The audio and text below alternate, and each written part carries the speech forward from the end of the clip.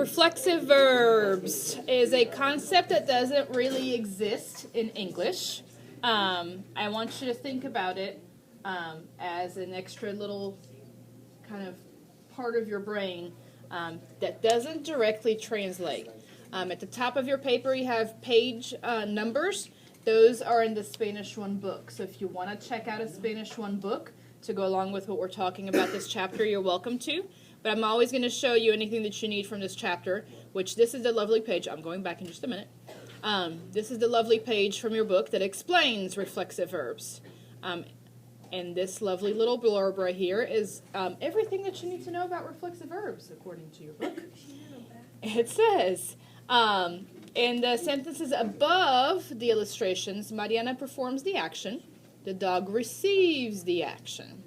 In the sentences below the drawings, Mariana both performs and receives the action. For this reason, the pronoun se must be used. Se refers back to Mariana in these sentences. This is called a reflexive pronoun. So I want you to notice that between the two sentences on the left, Mariana baña al perro, she is bathing the dog, versus Mariana se baña, she is bathing herself. So we don't normally say, I bathe myself, but this is what the only close translation that we have to it is having this se with it. So if you look at the sentences on the right, Mariana cepilla al perro, she's brushing the dog versus she's brushing herself, and we don't normally, again, say that herself part with it. And then your book just expects you to know how to do reflexive verbs just by that lovely paragraph and then showing an example. Okay, so that's why we're breaking it down a little bit more with your notes and going back and doing it step by step. So let's look at it. All right.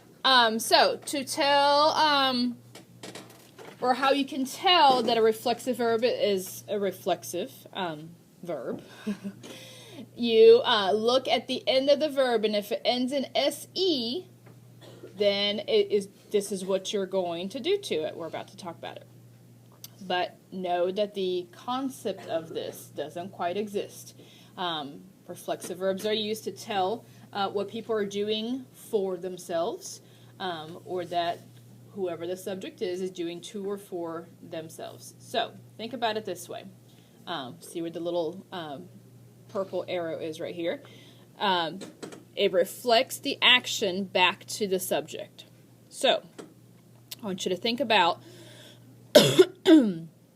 your subject of your sentence doing something to or for themselves. Okay. So brushing your teeth. You brush your own teeth. Hopefully your mom and dad don't have to come and do it for you. So the action of brushing is reflected back to yourself. It's a weird concept, but just know that that's what that is talking about. Reflexive verbs, if it ends in se, what you're going to do is you're going to need a reflexive pronoun. Okay. Sorry, computer's doing something weird here. In order to conjugate reflexive verbs, you need a reflexive pronoun. Me, te, se, nos, and se. So if you look at those reflexive pronouns, that's what you're going to see with every single one of your conjugations. And the reason why it's set up in the box the way that it is because that's how you're going to use it, same way that we conjugated verbs. So you know which of the pronouns to use with these based on the way that we learned the box. So the first one goes with the yo form, second one goes with the to form, and so on. Now notice that the bottom two are identical. I don't make up Spanish. I don't know why. That the original form that a verb ends in, se, is also the same as two pronouns that look exactly alike. Just go with it for now. I'm going to show you how that can be confusing in a minute, but we're going to hopefully clear it up for you. All right, first step. Take the se that's going to be with any of these verbs we're talking about, drop it. Then you're going to choose the correct reflexive pronoun that agrees with the subject of the sentence. So you go to this box and you make sure that you Pick one that agrees with the sentence. Then you have to figure out what to do with that pronoun. What you're going to do is put it in front or before the verb. That's how you're going to see it majority of the time. Every now and then you end up with two verbs. We're going to come back and talk about that in just a minute. But if you have two verbs and they're in a row, what do we normally do when we have two verbs in a row? Don't conjugate the second verb. So same thing is going to happen. We're not going to conjugate the second verb, but we are going to make the, or attach the corresponding pronoun, the one that agrees with the subject, to the right, to the end of that verb. Okay? That's step number one. Step number two is to then, what you're left over with, once you drop the SE, is to conjugate the verb that's left over. What do verbs end in? Any of the verbs that we've learned, what did they end in? AR, ER, IR. Good. Okay. So once you drop the SE of any of these verbs that are at the top here as examples, you're left with llamar, or mirar, or maquillar, peinar, and so on. Then you conjugate it, as you would any other verb. Here are your reminders of your endings. For AR verbs, drop the AR at an O, AS, A, AMOS, AN for AR verbs. And if it happens to be an ER or IR verb that you're left over with, once you drop the SE, then you're going to add O, S, E, EMOS or EMOS for EMOS and IMOS verbs, N. So you've got your endings to conjugate. You drop your SE, make that agree, and then once you're left over at the verb, conjugate the verb. So look at the verb mirar. The verb mirar has the se at the end. Take away the se, move it to the front of the verb, put me, te, se, nos, and se. Once you've taken care of the se, you're left over with mirar. Conjugate that as you normally would. Miro, miras, mira, miramos, miran. So far, so good? Taking what we already know about conjugation and adding this reflexive pronoun part to it. Up here we have examples of verbs, and some of them have a parenthesis next to it. That means that if it has a UE next to it, that means that the O in the verb will change to UE. And if a verb has an IE next to it, that means that the E in the verb will change to IE. If it happens to have two E's, it's going to be the one closest to the end there. I'm going to give you this example of the verb despertarse as a example for now. We're going to come back and look at it and talk more about these verbs that have this extra stem change. We'll talk more about them tomorrow. Okay. But notice that despertarse has the se again. You're still going to do the reflexive pronoun me, te, se, nos, and se. Then you're left over with despertar. Happens to have an extra change. And so inside the boot, you're going to make an E to IE change, which just basically means the outside of the boot doesn't get it. So nos despertamos does not get an E to IE change. Similar to what we talked about with the verb querer. Okay. Now, we talked about the verb llamarse. The verb llamarse has technically two meanings. What is llamar by itself?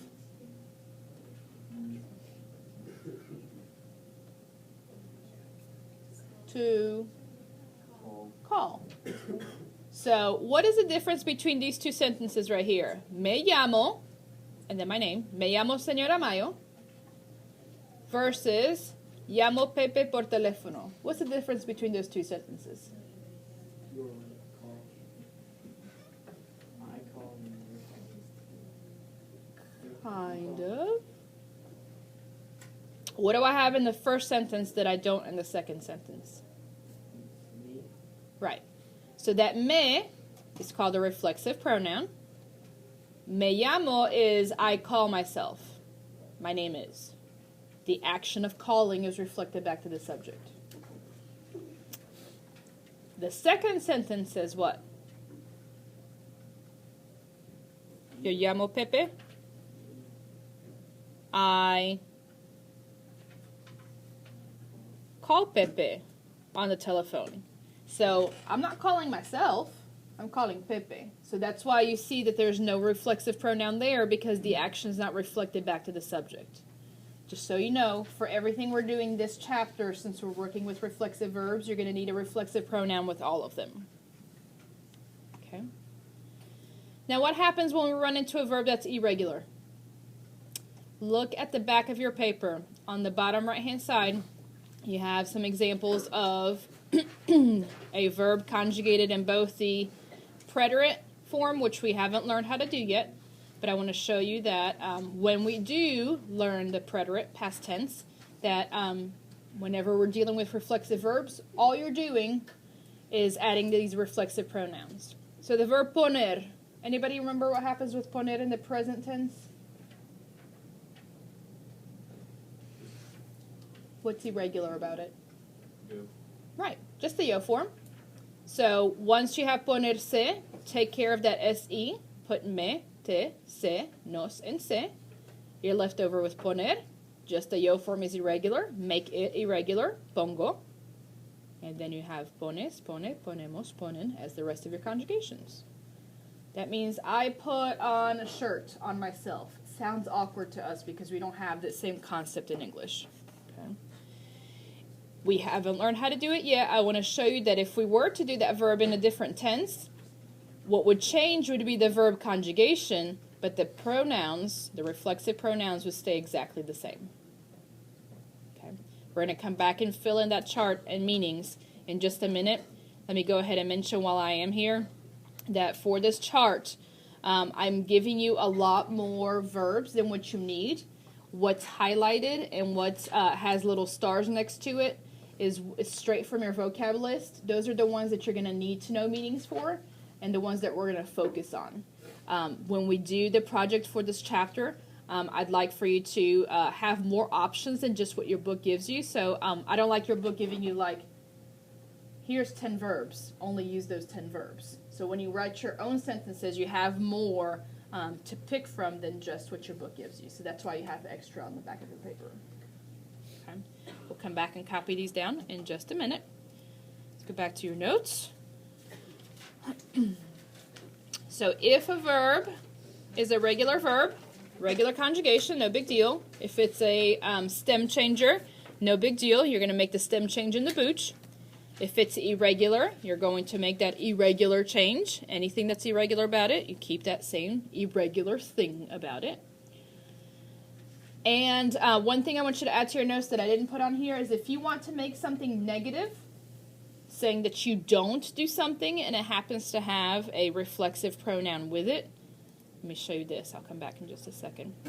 The verb gustar, if we wanted to say that we don't like something, we put a no in front of that me.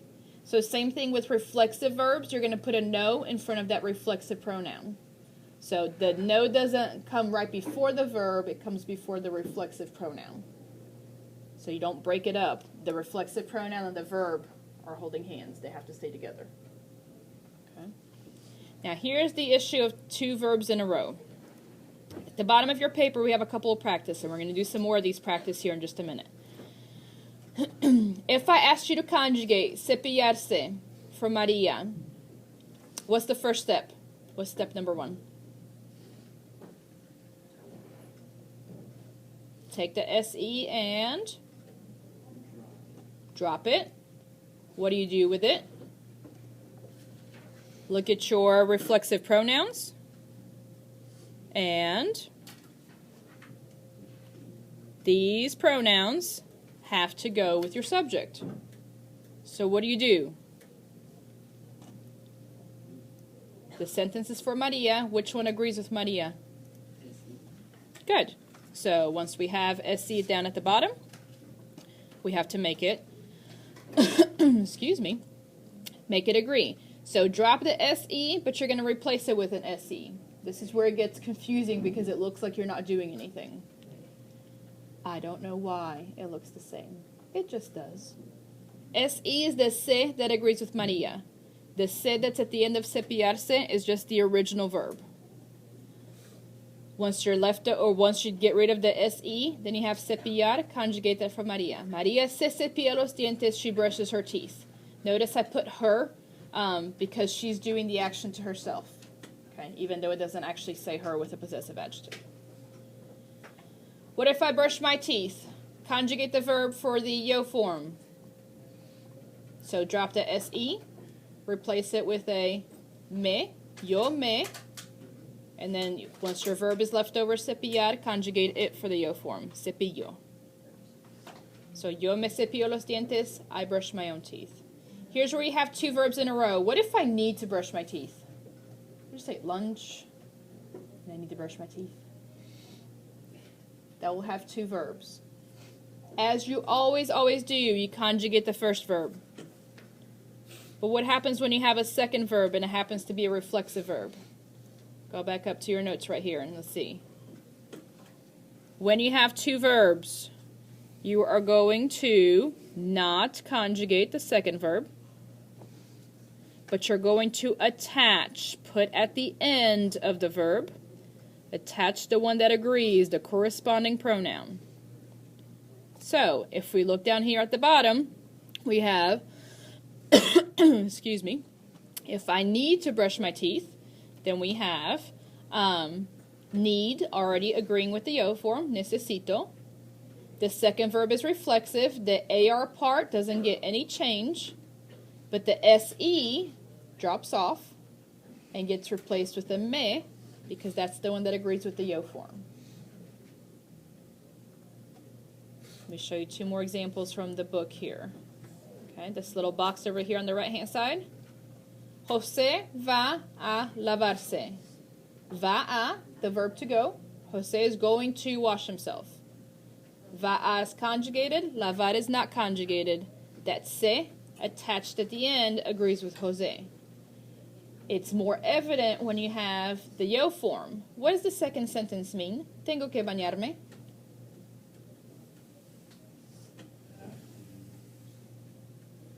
And how do we know it's I have to? Right, so the conjugation tells you, I have to bathe myself. Everybody see how bathe, bañar is not conjugated, but you still have to make sure that the reflexive part, the SE, drops off and agrees with the subject. So on the first one, it looks like you didn't do anything, but you did. You took away the SE, you just replaced it with the SE that happens to agree with Jose. I know, it looks the same. That's why we did the yo form, for you to see. Tengo que bañarme. Bañar not conjugated, the me still agrees with your subject. So if you have two verbs back to back, that doesn't include any ands or any commas, nothing. Okay, that que doesn't count as something in between because tener que goes together. Then you're going to not conjugate the second verb, but make that reflexive part still agree. Questions so far? Okay, you have these couple on the bottom of your paper. I want us to copy a couple more down to practice. But before we do that, before we do some more practice, let's copy down these meanings. So we have these, and then we will practice some more conjugations of putting one reflexive verb, conjugating it with the reflexive pronoun, and then two reflexive verbs, not conjugating the verb, attaching the pronoun at the end. But go ahead and copy down your meanings, and then we'll do some more practice.